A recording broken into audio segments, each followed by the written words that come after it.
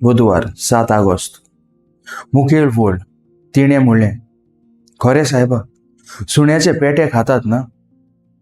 नियाळा खातात. आमच्या घरांनी चडशीं माजरां, दुकरां, कोंबयो वो सुणी पोसतात. आमी मेजार जेवता तेन्ना आमची माजरां वो सुणी आमच्या पांयाशी आसतात आनी आमी जेवताना आमचे बशेंतले तांकां आमी खावयतात. आनी कितेंय जमनीर पडलें जाल्यारूय ही मनशात खाता. हाचो अनुभव आमकां जायत्यांक आसतलो. आमचे उरलोलें जेवणूय आमी दोणांत घालून दुकरांक खावयतात.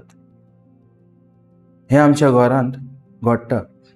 जेजू आख्ख्या मनशाकुळाचे सोडवणे खातीर आयलोलो. सगळ्या संवसारान आपणाचेर बावार दवरलोलो.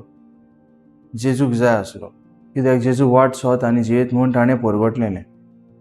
ताजेशी येतोल्यांक तो केन्नाच साणिना आनी आपल्याचेर बावार दवरून जियेतोल्यांक तो केन्नाच परतून धाडिना. त्या पासत जेजू आपल्या शिसांक शिकोवंक आनी ताचो बावार जागोवंक त्या परके बायलेचो विस्वास देवाचेर घोट करूंक तिका तो हें आव्हान दवरता. ही परक्या काणाची बायल खऱ्यांनीच आपणाचेर विस्वास दवरता आनी सुणे पासून जावन हेसावेले उंड्याचे कुडके पडटा ते पासून खावंक ती राजी जाता.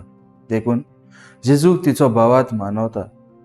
हे बायले भाशेन जेजू आमचेरूय पिडा धाडून, कोश दूख धाडून, जावं प्रश्न उपरासून, जिवितांत सोबार आडकोळी घालून आमचोय भावात आपल्याचेर कितलो आसा तें तपासता.